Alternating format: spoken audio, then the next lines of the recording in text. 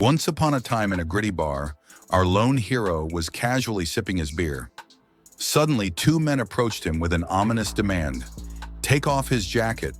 With a smirk and a stubborn refusal, he set off a chain reaction.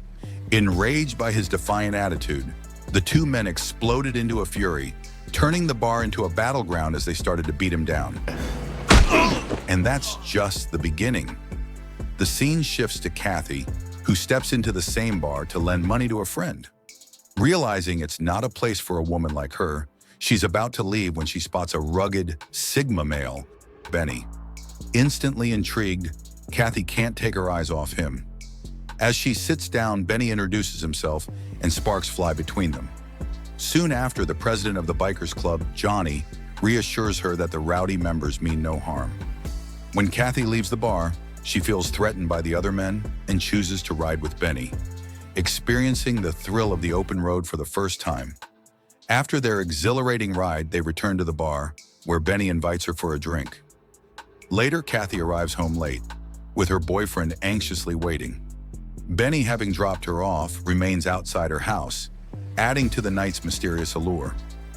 Later in the morning, Kathy comes out of her house to shoo Benny away, as her boyfriend will be angry if he sees him still standing in front of her house.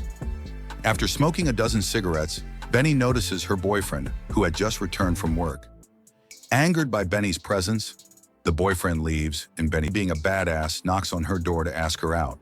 She feels intrigued and admits that she married him after 5 weeks. I don't know why this guy keeps breaking those signals. Yeah, probably because he's a bad boy. But during a ride, he runs out of fuel, comes to a halt, and eventually gets arrested. Kathy then talks about Johnny and his family and how he got the idea of running a bikers club while watching a show on television. She tells how it started as a racing club with Johnny and Goodpastor. When Johnny proposed the idea of starting a bikers club, Johnny and Goodpastor separated. A few joined Vandals, including Wahoo, Corky, Brucey, Johnny's right hand, Cal, Cockroach, this guy literally likes eating insects, Zipco, Big Jack, and many more. Kathy recounts a dramatic chapter in the club's history when Big Jack challenged Johnny for leadership. Jack wanted to open the club to new members, but Johnny was staunchly against it. They agreed to settle the dispute with a fistfight. During a club picnic, the two squared off in a brutal showdown. Johnny emerged victorious, solidifying his position as leader. Demonstrating true alpha prowess, Johnny then agreed to Jack's idea, allowing more members into the club. Under his leadership, the Vandals began to expand rapidly, growing stronger and more influential than ever before. During an event, Johnny noticed a few men from Gary Rogues' gang approaching a dude in the Vandals gang, accusing him of scratching their bike. It turned into a fight. During the fight, Benny's hand got injured. Enraged by the injury, he started beating the guy who caused it. Johnny came in to stop him. After the fight, they chilled out with beers in their hands as if nothing had happened. Wow, Kathy continued, recounting another tale of Johnny's toughness. Alone in a bar, Johnny was confronted and ordered to remove his jacket. Refusing, he sparked a fight. Despite landing a powerful jab to his opponent's face, Benny's victory came at a cost. His opponent's friend managed to badly break his leg. He cried for the first time because he didn't want to lose his leg and stop bike riding. Hearing the news about Benny's injury, Johnny visited that bar. Angered by the news, he ruthlessly burned down the bar. The next day, when Benny was watching a show with Kathy, Johnny paid him a visit to invite him to a grand picnic. But Kathy didn't want him to ride the bike as his leg was still recovering, and it had been just a few weeks since the injury. The same evening, Kathy met Johnny in his club to tell him not to force Benny to ride the bike as he was heavily injured. But Johnny brushed it off, angering Kathy. Benny then showed up at the picnic with a broken leg, where another biker from California named Funny Sonny joined their party. While Zipco was telling them a story, Johnny called Benny aside for a one-on-one talk. Johnny shared his thoughts that he wanted Benny to be the next leader of the club because everyone, including himself, trusted Benny. Benny hesitated initially, and Johnny gave him time to think about it. Kathy continued the story about the death of Brucey, who met with an accident with a car while riding his bike. Johnny and the entire club went to his funeral, but Brucey's mother told him to go away with the club as they thought the Bikers Club was the reason for his death. While Johnny and his gang were in the bar, Some young aspirants asked to join. Johnny tested one boy's loyalty, which he failed. When Johnny told him to leave, the boy stabbed Johnny's hand, so Johnny taught him a lesson. Kathy continued her story about how the entire club was now divided into two categories: new and young members, as well as drinkers and pot smokers. The entire club was filled with Vietnamese and Colombians. When Cockroach told about his plan to leave the club, the gang members started beating him up. While Johnny and Benny were trying to rescue him, a few other members behind their backs started to harass Kathy. Eventually, Johnny showed up and beat the shit out of them. The next day, Cockroach approached Johnny for a private talk where he confessed his urge to leave the club, but feared the new members who would kill him for leaving. Johnny asked Benny to prepare himself to protect Cockroach.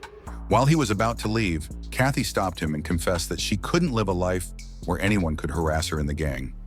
She asked Benny to leave the club as well and move to Florida. Benny was angered by her request and left to meet Johnny. There, Johnny and Benny prepared their weapons and went to Cockroach's house. Here comes a twist. Johnny shot a bullet in Cockroach's knee, heavily injuring him, which unsettled Benny. Johnny asked Benny to become the club president once again, but he straight up denied the proposal, though Johnny was very hopeful about him becoming the club president. The young guys who came to join the club earlier were now vandals from the Milwaukee chapter. The boy who once got beaten up by Johnny now challenged him to a knife fight, which Johnny agreed to. Johnny arrived at Benny's place, but he wasn't there. Johnny arrived at the place of the fight and prepared himself, but the boy just shot a bullet at him, ultimately killing him on the spot. After Johnny's death, that same boy became the leader of the entire club, which turned into a gang. It expanded and became extremely corrupt. Corky and Wahoo still ride with the gang. They are still the Vandals, holding on to the legacy of the club with unwavering loyalty. Cal, unfortunately, met an untimely end, a stark reminder of the dangers that came with their lifestyle. Funny Sonny carved out his own path, distancing himself from the chaos of the gang. Cockroach took a surprising turn, becoming a motorcycle cop. It was ironic yet fitting. He used his skills and knowledge of the biker world to uphold the law, earning respect in a different kind of brotherhood. Zipco, seeking solace from the tumultuous life of the Vandals, left for Texas. There he found peace working on a shrimp boat, embracing the simplicity and tranquility of his new life on the water. Benny got to know about Johnny's death, and after a very long time, Benny returned to Kathy. She witnessed him weep for the first time, realizing that the only purpose of Benny's life was now over. His grief was profound, the weight of Johnny's loss sinking deep into his soul. Kathy, always his steadfast support, comforted him as best as she could. Kathy and Benny decided to make a fresh start and shifted to Florida. In the sunny, peaceful environment, they found a new rhythm of life. Benny, who had always been restless and driven by the adrenaline of the biker's life, began working with his cousin in a small family business. The work was honest and simple, a stark contrast to his previous life. It gave him a sense of stability and a new purpose.